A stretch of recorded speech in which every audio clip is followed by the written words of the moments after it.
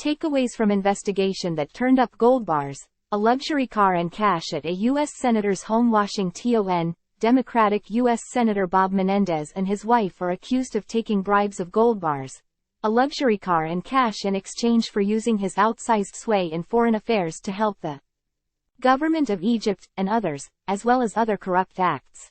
According to an indictment unsealed Friday, investigators say they found nearly $500,000 in cash hidden in clothing and closets, as well as $100,000 in gold bars in a search of the home the 69-year-old senator from New Jersey shares with his wife.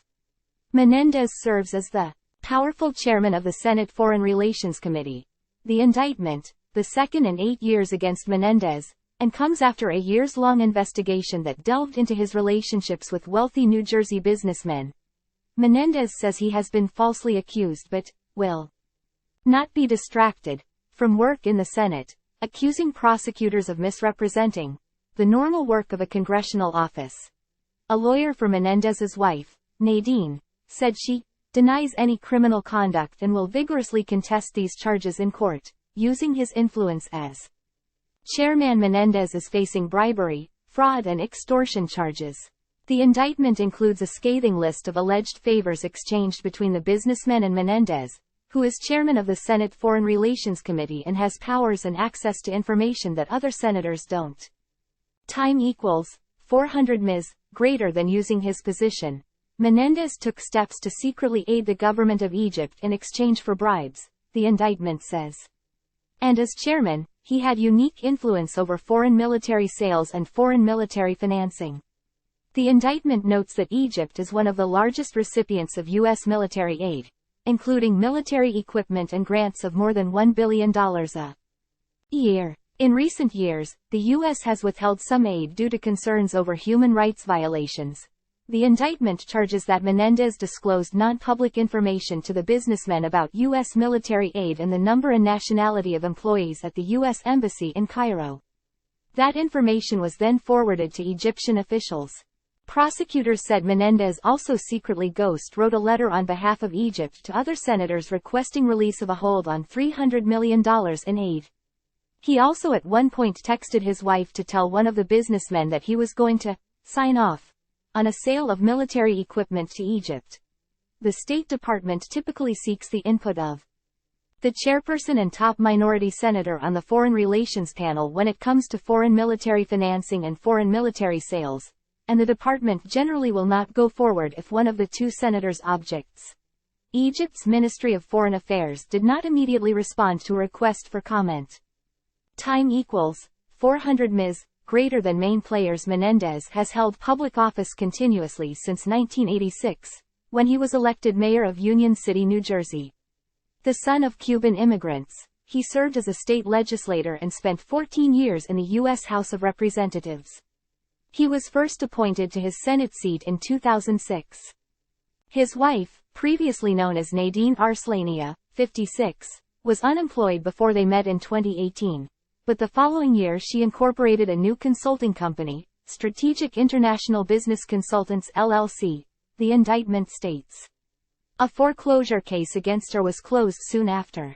Time equals 400 ms. Greater than after their marriage in 2020. She came into possession of a large amount of gold, some of which she later sold for between $200,000 and $400,000, according to the senator's financial disclosure reports. Her attorney David Schertler did not respond to a request for comment about his client's international business work or how she acquired the gold bars. Time equals 400 ms. Greater than the couple is accused of accepting hundreds of thousands of dollars in bribes from 3 business associates: Wael Hanna, Jose Uribe and Fred Dabes. Hanna is a friend of Nadine Menendez and the Egyptian-American founder of a business that certifies beef imported into Egypt meets Islamic religious standards. He had no previous experience in halal certification, but in 2019 the Egyptian government gave his company a monopoly. He's accused of putting together and paying for meetings and dinners with Menendez and Egyptian officials where military sales and financing were discussed, according to the indictment. He also helped pay Nadine Menendez mortgage, the indictment states. Fred Dabes is a wealthy developer in Edgewater, New Jersey, who pleaded guilty to bank fraud charges last April and is expected to be sentenced to probation in October. He was also a longtime fundraiser for Menendez, who is accused of trying to use his influence to pressure the president to nominate a U.S. attorney for New Jersey who would protect Dabes. Jose Uribe is also a New Jersey businessman in the trucking and insurance business who was friends with Hannah, according to the indictment. Hannah and Uribe got Nadine Menendez a Mercedes convertible after the senator called a government official about another case involving an associate of Uribe, according to the indictment. Congratulations mon amour de la vie. We are the proud owners of a 2019 Mercedes, Nadine Menendez texted her husband, along with a heart emoji. Hannah's spokesperson said the charges had absolutely no merit.